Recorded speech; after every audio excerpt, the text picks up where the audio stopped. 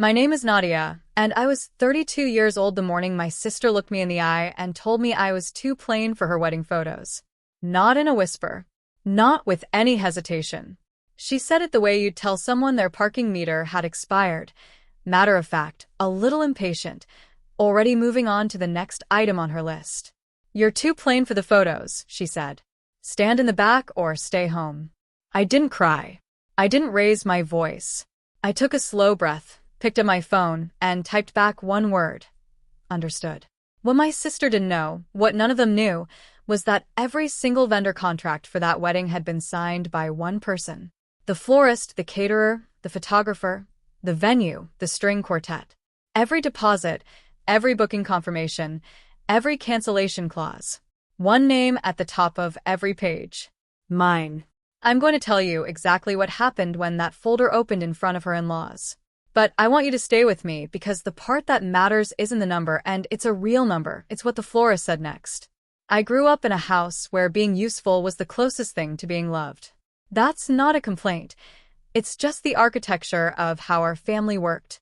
My parents, Renata and Gerald, had built their lives around appearances and forward motion. My father was a regional sales director for a medical supply company headquartered outside of Columbus, Ohio, and my mother had spent 20 years as the kind of woman who chaired committees, organized fundraisers, and knew exactly which tablecloth color made a dining room look expensive without being gauche. They were not unkind people. They were people who had a picture in their heads of how things were supposed to look, and they organized everything and everyone around that picture. I was the older daughter by 4 years. My sister Petra was the one who had always fit the picture without any effort. She was photogenic in a way that registered immediately, even in casual settings. She had a laugh that carried across a room without being shrill. She knew how to enter a space and make people turn. I don't say that bitterly. It was simply true, the way it's simply true that some people can carry a tune and some people cannot.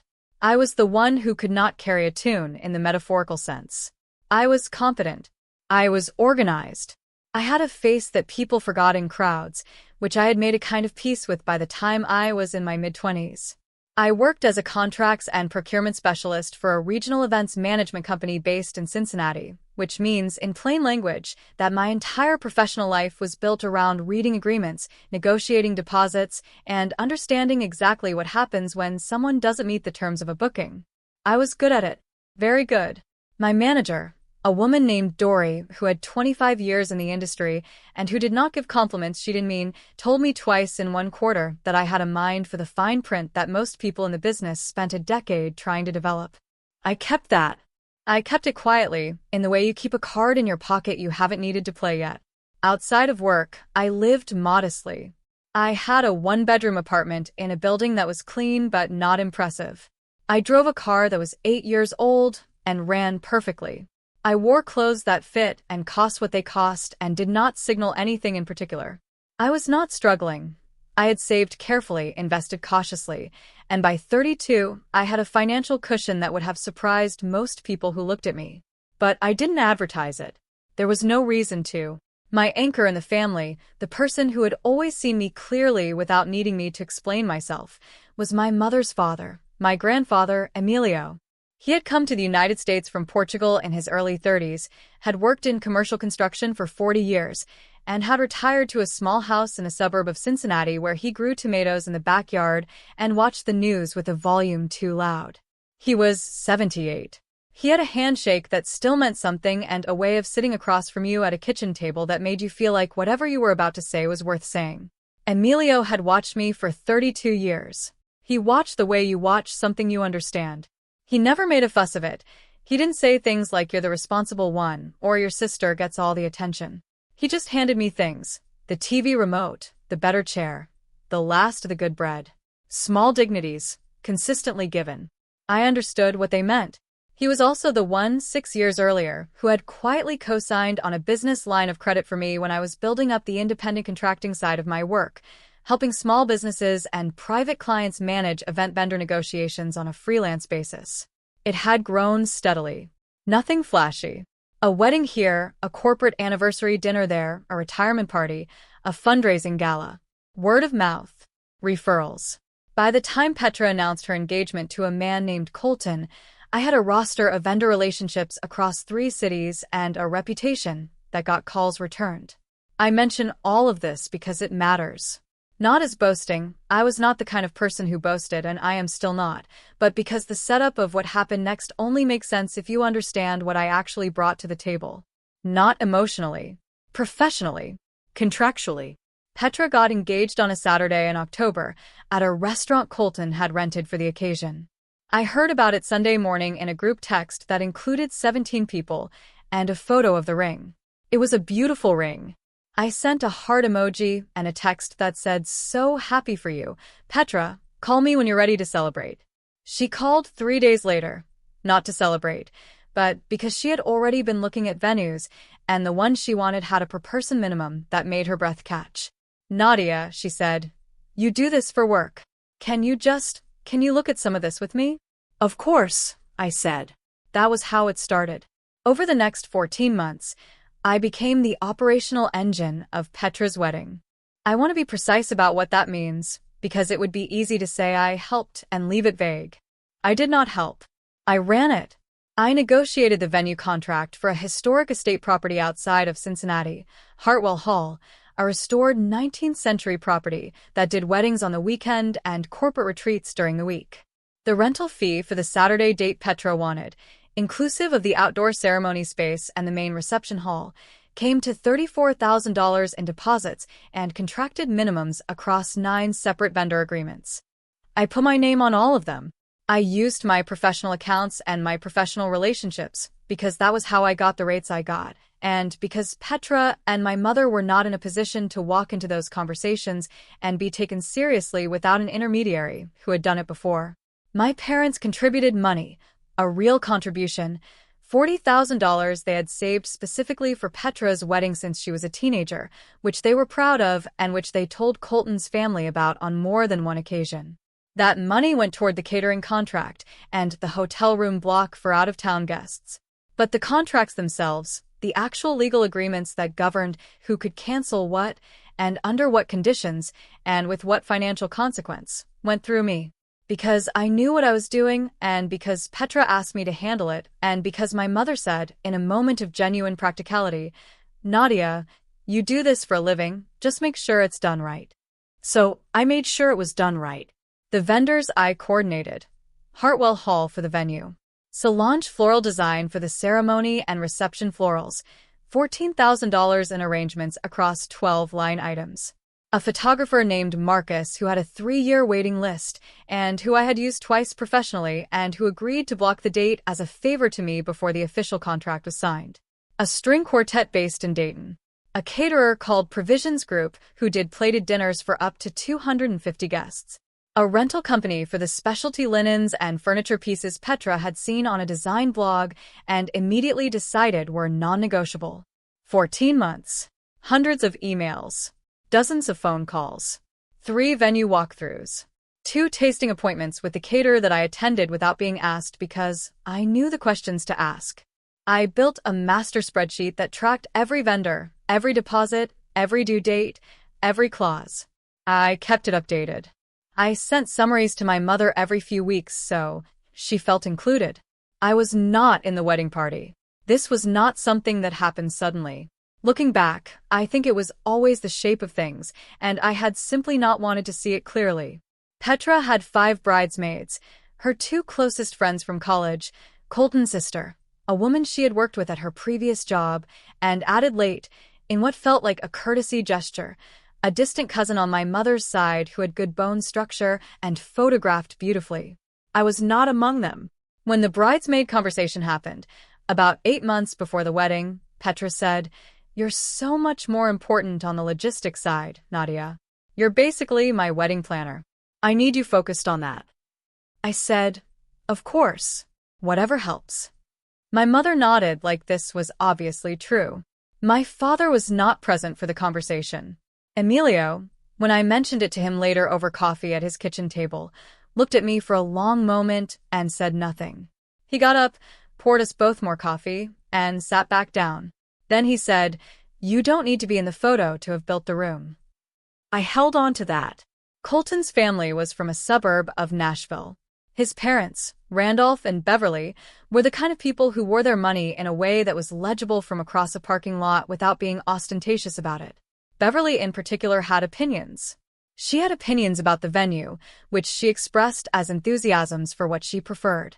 She had opinions about the color palette, which she delivered as suggestions. She had opinions about the guest list, which she framed as questions about who various people were in relation to the family. She was not rude. She was precise. She was the kind of woman who understood exactly how to make her preferences felt without ever phrasing them as demands. I watched her carefully across the months of planning, in the way I watched all stakeholders on a project. She was competent at social architecture. She had registered, I think fairly early, that I was the person who was actually managing the logistics. She had been courteous to me at every encounter, a warmth that was real but bounded, the warmth of someone who appreciated a service provider. The conversation that changed things happened on a Thursday evening, 6 weeks before the wedding. Petra called me. Her voice had that texture it got when she was anxious and trying not to show it. So Beverly had some thoughts, she started. I waited. She's been looking at the photo layout ideas, the ones the photographer sent over, and she feels like the group shots would look more cohesive if the wedding party had a more consistent look. Height-wise, coloring-wise. I still waited. I told her you weren't technically in the wedding party, you were more like the coordinator, and she said that actually made a lot of sense. That maybe for the photos, you should be kind of behind the scenes, not in the formal shots. The room was quiet. Something in my chest went perfectly still. Okay, I said. It's not about you, it's just aesthetic, you know? Beverly is very visual, and she's flying in her whole family from Nashville, and she wants the photos to be. I understand, I said. It's fine. You're not upset? I said it's fine, Petra. She exhaled. You're the best. Seriously. I don't know what I would have done without you on all of this. I said goodnight, and I sat with it for a while. 2 weeks later, the second call came. This one was shorter. Petra's voice was brighter, which was worse somehow. So Beverly had one more thought, and I actually think it makes sense. For the rehearsal dinner, they're doing a sit-down at this restaurant Colton's family loves. It's a private room situation, and Beverly is putting together the seating, and it's mostly their family, and she thought it might feel more natural if the coordination people were not part of that dinner. Just so it feels more like a family gathering and less like a working event. I let a beat pass. You're asking me not to come to the rehearsal dinner. It's not. It's more that it's their event, technically. And she's framing it as a family thing. I understand, I said. Nadia. I said I understand, Petra. I'll make sure all the vendors have their day of contacts sorted before then. I did not tell Petra what I was thinking. I did not call my mother. I called Emilio instead, and he listened to the whole thing without interrupting, and when I was done he said, "What are you going to do?" "I'm going to finish what I started," I said. "And then we'll see." He made a sound that was not quite a word. Then 11 days before the wedding the text arrived. Not a call. A text. From Petra. Nadia. Beverly made a point that for the actual ceremony and the front-of-house photos, she wants a really clean look with just immediate family and the bridal party. I know this is weird, but she's asked if you could maybe watch from the side area or the back during the processional. Or if you felt more comfortable skipping and just handling the vendor check-ins that morning. You're too plain for the photos, she said. I know that's harsh, but she literally said that, and I figured I'd just be honest. Stand in the back or stay home. I'm sorry. I read it twice. I set my phone face down on the counter. I made myself a cup of tea. I stood at the kitchen window and watched a neighbor walk a dog in slow circles around a parked car. The dog was small and appeared to have very strong feelings about a particular patch of sidewalk. Then I picked up my phone and I typed one word. Understood. I put the phone down. Then I opened my laptop and I pulled up the master vendor spreadsheet and I looked at it for a long time. I did not cancel anything that night. I want to be clear about that because I think it would be easy to assume that what I did was reactive, that I acted in anger, immediately, in the way that feels satisfying in a story, but doesn't actually reflect how I am. I am not a reactive person. I am a person who reads a contract all the way to the final clause before I decide what I think about it. What I did, in the days that followed, was make sure every single vendor file was updated, confirmed, and accurate. I made sure the day of contact sheets reflected the correct information. And I made 2 phone calls. One to Marcus the photographer, one to the venue coordinator at Hartwell Hall, to flag that there might be a change to the authorized signatory on the accounts, and that nothing should be processed or adjusted without a confirming email from me personally. Both of them said, of course, understood, no problem. I also had a conversation with my grandfather. I drove to his house on the Thursday before the wedding. He was in the backyard when I arrived, doing something unhurried with the tomato plants. He looked up, said, "There she is," and went inside to put coffee on. We sat at the kitchen table. I told him everything, the rehearsal dinner, the photos, the text. I read him the text. He listened. His hands were flat on the table. When I finished, he said, "Is everything still in your name?" "Yes," I said. "Are you going to go?" I thought about it. "Yes," I said.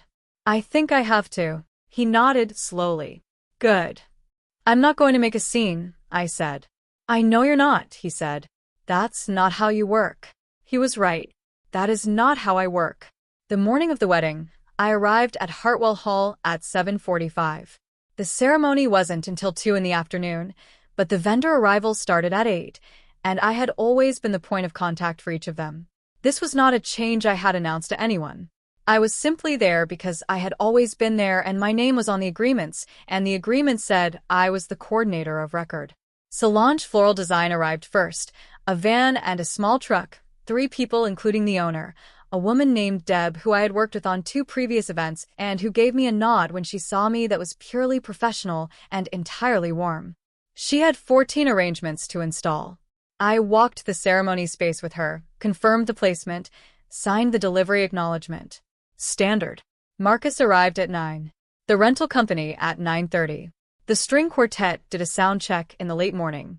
I coordinated all of it from the coordinator's room off the main hall, a small space with a table and a coffee machine that I had specifically negotiated into the venue contract because I had learned years ago that you always negotiate a working space.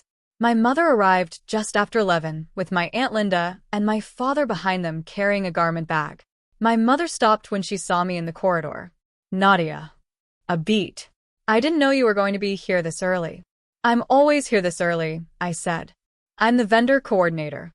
She looked at me with something in her expression that was not quite guilt and not quite relief and not quite anything I had a name for. "Right," she said. "Of course." Petra arrived at noon with Beverly and 2 of the bridesmaids, moving in a cluster of noise and hairspray and garment bags. She stopped when she saw me too. Her eyes did something complicated. "You came," she said. "Of course I came," I said. Beverly looked at me the way she had always looked at me, a precise, bounded warmth. "Nadia," she said. "So helpful that you're managing the setup." "Happy to," I said. I went back to the coordinator's room. At 12:40, there was a knock on the door. It was Deb from Solange Floral. She had a paper in her hand, the final invoice, which needed an authorized signature before her team left for the day. "Standard procedure. We discussed it at the initial booking. Just need your sign-off on the final delivery confirmation," she said. "Of course." I signed it. Deb glanced down at the paperwork, then at me, then at something over my shoulder, because Beverly had appeared in the corridor, apparently looking for the bridal suite, and had paused when she saw the transaction happening. "Is that for the flowers?" Beverly asked, with the tone of someone who is accustomed to being in the room where things are authorized. Deb looked at her pleasantly. "Final delivery confirmation for the Hartwell wedding florals," she said. 14 arrangements, full ceremony and reception install. Beverly smiled. "And who?" She nodded at the paperwork. "Who has the account?" Deb looked at the document. Then she looked at me. Then back at Beverly. "Nadia Ferreira," she said. "She's the account holder and authorized coordinator of record on all the Solange contracts for this event." Beverly's smile did not leave her face, but something shifted behind her eyes. "All of them," she said. "All 9 vendor agreements," I said pleasantly. "The florist, the venue, the photographer, the quartet, the linen rental, the caterer coordination. All of it runs through my professional accounts. I negotiated the rates and signed the contracts. It's how we got the pricing we did. There was a silence. Not a long silence. Maybe 3 seconds. But it had weight. Beverly looked at me. Then at Deb. Then at the paperwork. I see, she said. She continued down the corridor toward the bridal suite. Deb looked at me with an expression I recognized from years of working with professionals who had seen everything twice. She said nothing. She handed me my copy of the confirmation. She left. I went back into the coordinator's room, and I poured myself a cup of coffee, and I stood at the small window that looked out onto the side garden, and I watched the caterers setting up the outdoor cocktail hour tables in the late morning light. I had not made a scene. I had answered a direct question with accurate information. The paperwork had done what paperwork does when someone reads it. The ceremony was beautiful. I say that without irony. Hartwell Hall had been worth every hour of negotiation. The string quartet played something lyrical and clean as Petra walked down the aisle on my father's arm, and the florals Deb's team had installed were genuinely stunning. White garden roses and trailing greenery along every row, a ceremony arch that took 3 hours to build and looked effortless. The photographer Marcus moved through the space like he wasn't there, which is the mark of someone who actually is. I watched from the side entrance, which was what Petra had asked.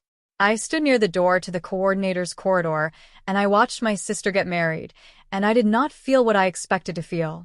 I felt quiet. I felt the particular steadiness of someone who knows exactly where they stand.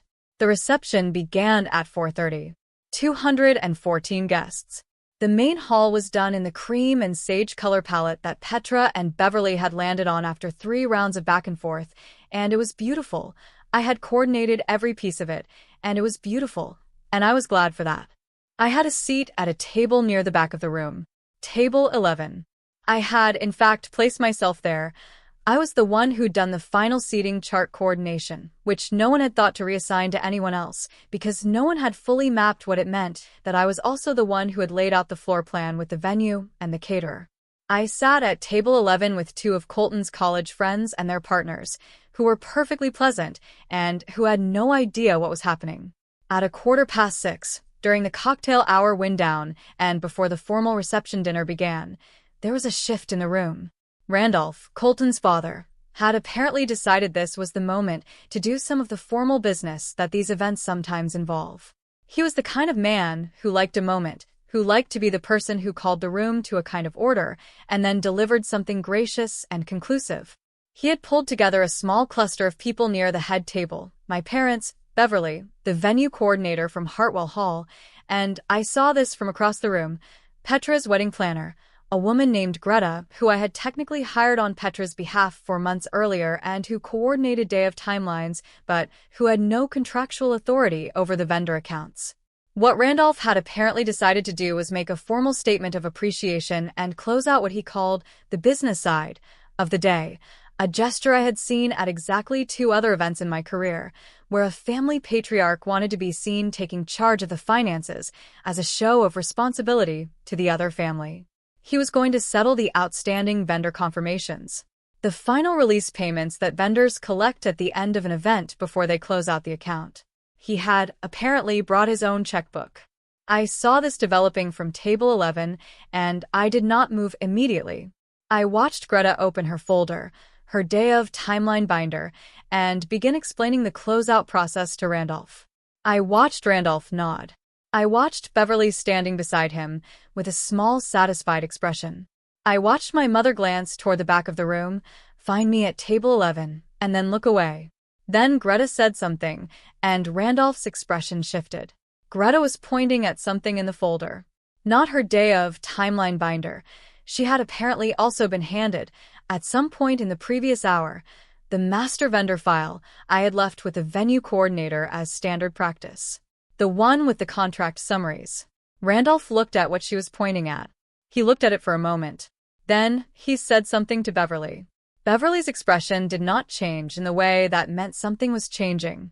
My father was standing slightly apart from the group, and his face, when he read what they were looking at, went the color of old plaster.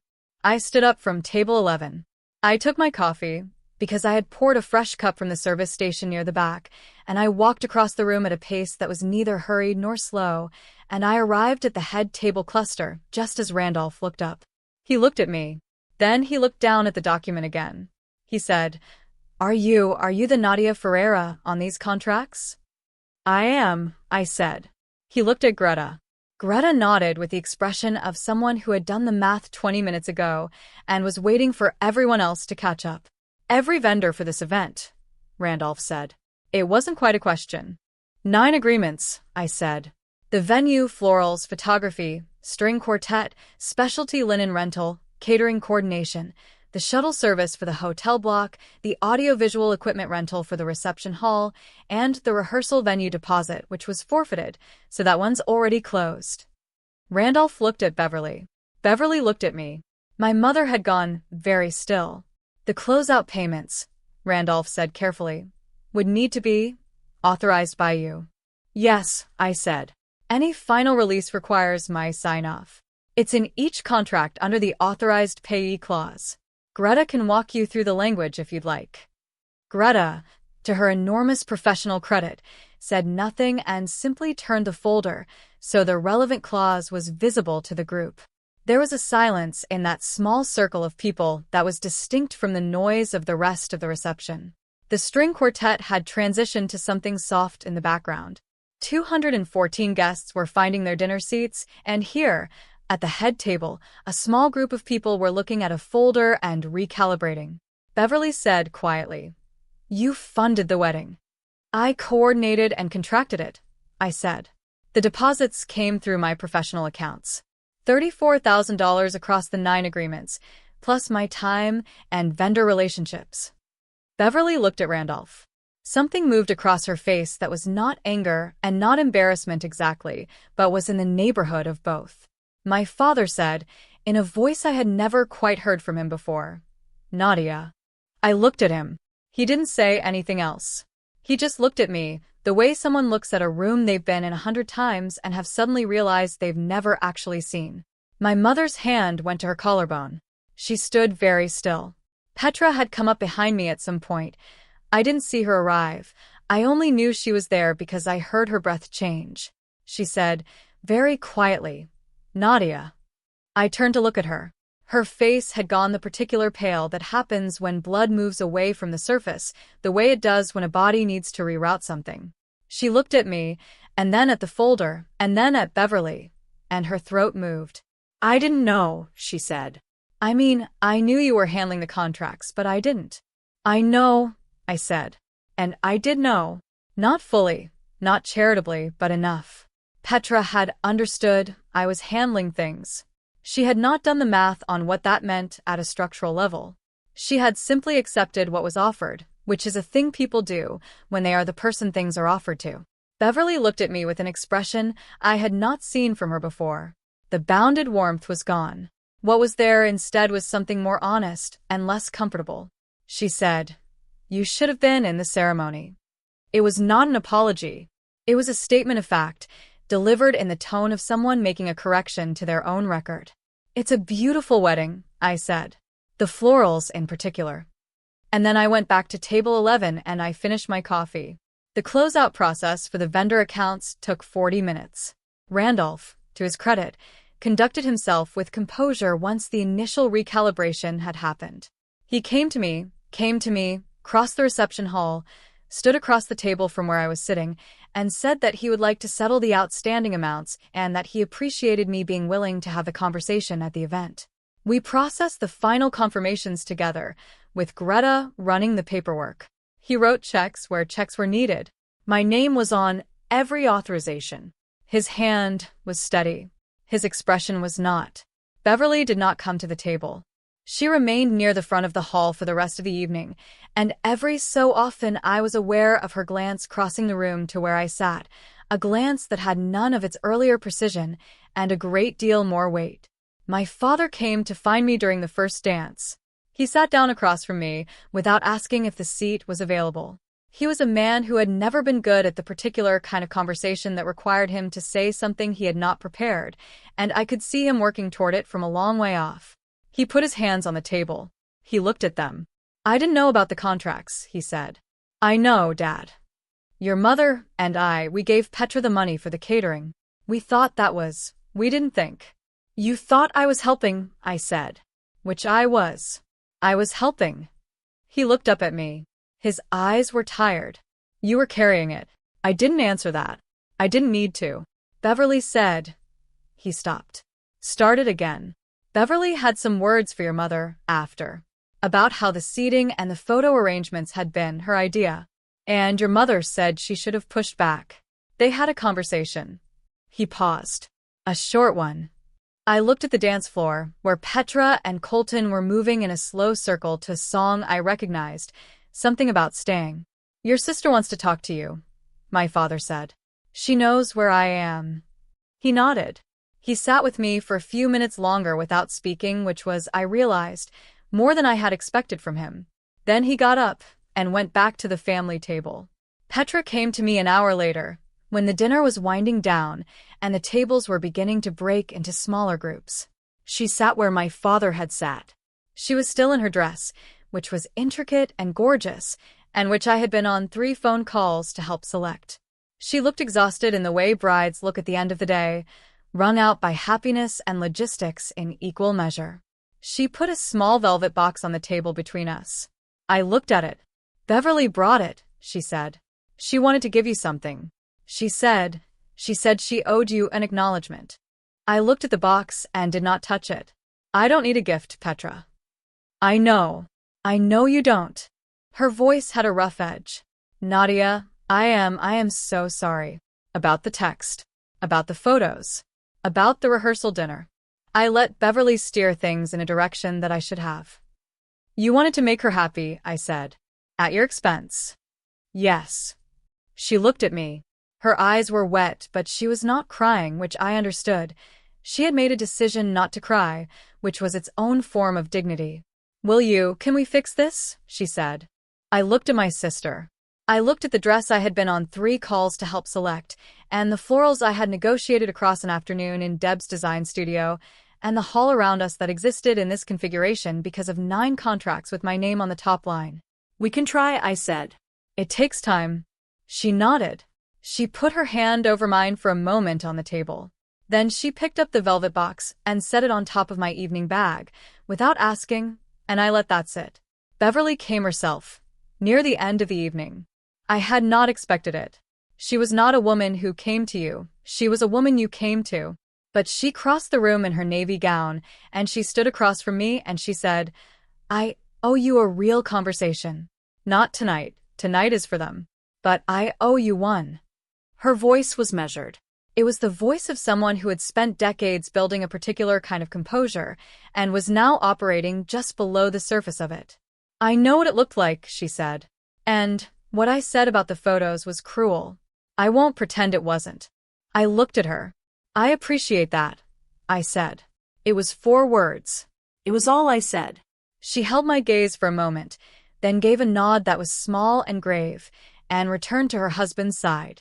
My mother found me at the coat check at the end of the night.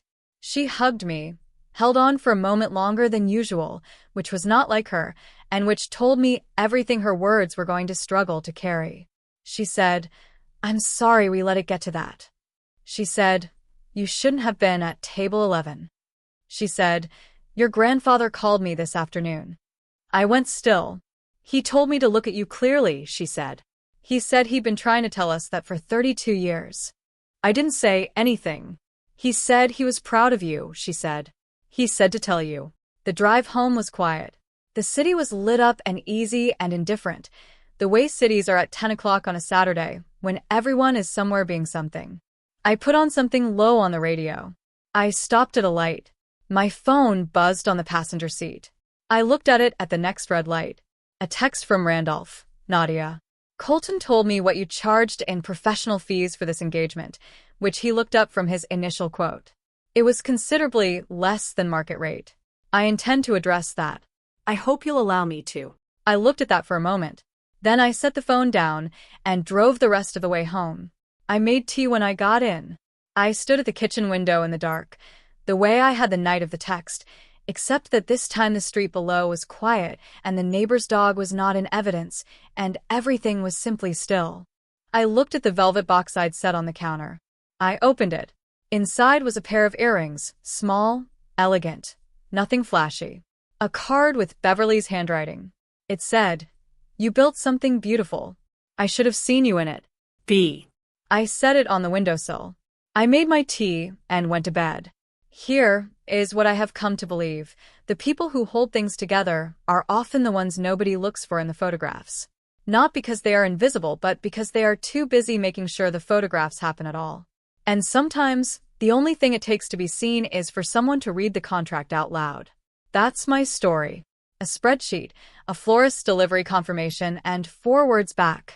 Have you ever quietly carried something for someone, a project, an event, a whole situation, only to be the last one credited for it?